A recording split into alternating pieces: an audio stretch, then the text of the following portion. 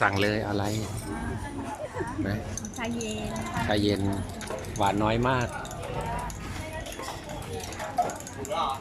แปดแล้วมีแฟน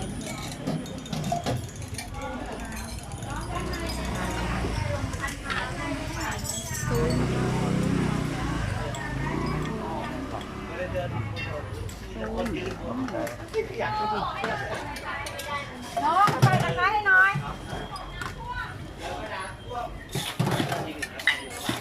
นี่ชาดำจะอร่อยขอบคุณนะคะ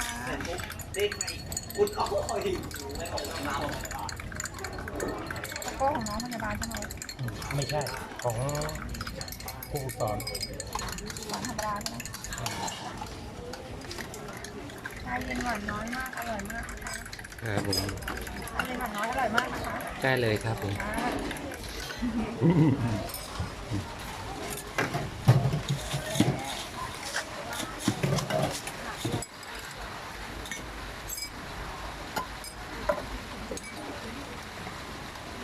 หวานน้อยหวานน้อย อยู่แล้วรู้แล้ว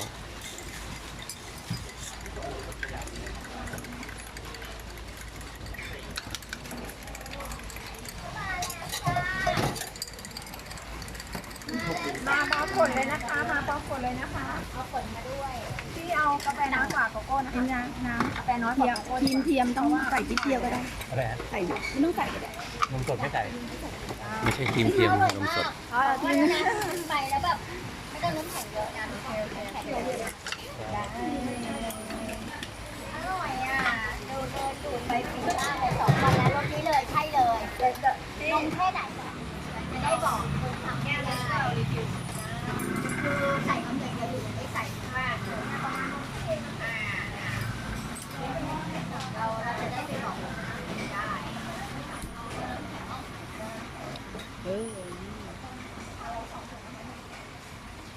จะได้ไปบอกที่ร้านที่เราสั่งเลย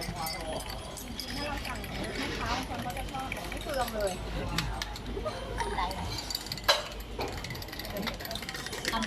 ที่ให้ตังค์แล้วเนาะ ให้แล้วค่ะทอนไปแล้ว5 บาททำให้เราไม่ซีเรียสเรื่องนั้นหรอก แต่ถ้าหวานมาเรากินไม่ได้ เรื่องของเรื่องอะเราไม่ชอบกินหวาน เราไม่กินหวานเราไม่ซีเรียสหรอก ไม่ซีเรียสเปลืองไม่เปลืองหรอก อย่าลืมชาเขียวของ ข้าวก็เหมือนกันเรากินไม่เยอะไม่ต้องสั่งข้าวมาให้เราเยอะเราเสียดายเวลาเรากินข้าว แต่ถ้าหนูถ้าข้าวแข็งได้ไม่เยอะจริง ข้าวเท่านี้เอง ๆข้าวนี้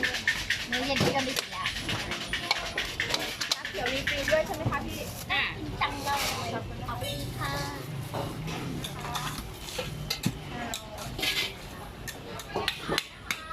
ได้เลย โอเคค่ะอร่อยจ้าชาเย็นใส่รวมกันไปเลยนะคะชาร้อนใส่รวมกันไปเลยนะคะ2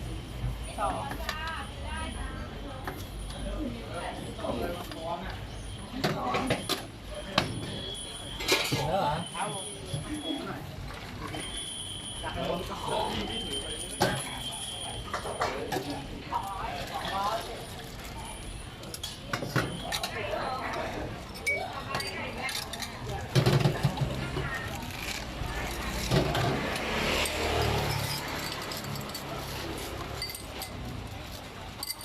นั่นครับมันยิ้มแรงก็ได้ครับ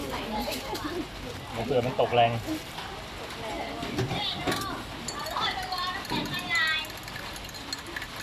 มันมาทำอะไรของมันปกติป่านนี้มันไม่มาเนี่ย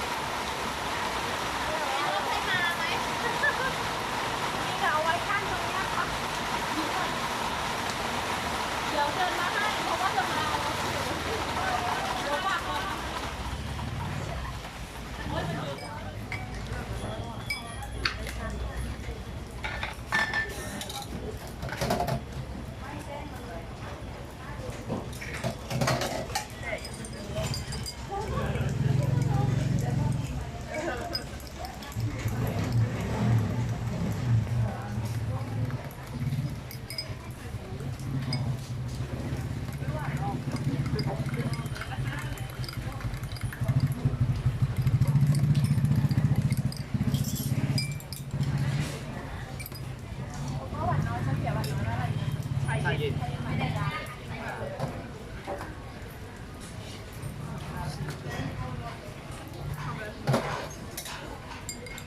ของธรรมดาอันนี้ไม่ธรรมดา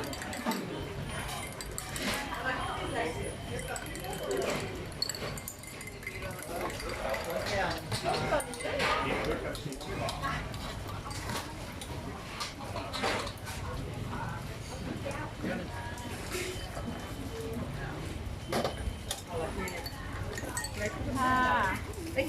บ๊ายบาย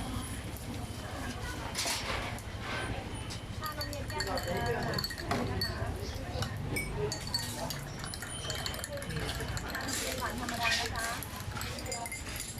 หวานนี่ถ้าคุณไม่อยากจ้ามากันนั่งก่อนนะคะ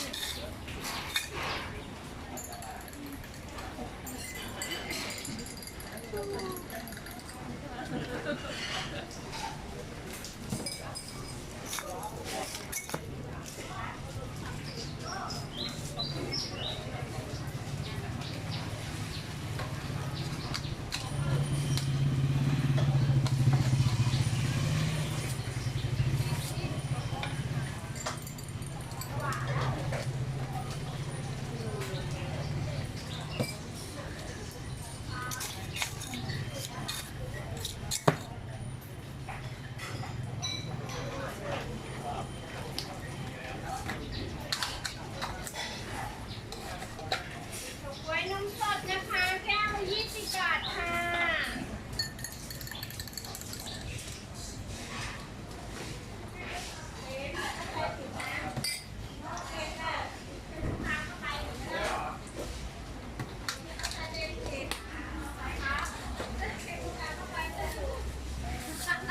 ไม่เกี่ยวกับกูเลยอย่ามาเอากูมาเป็นร่วม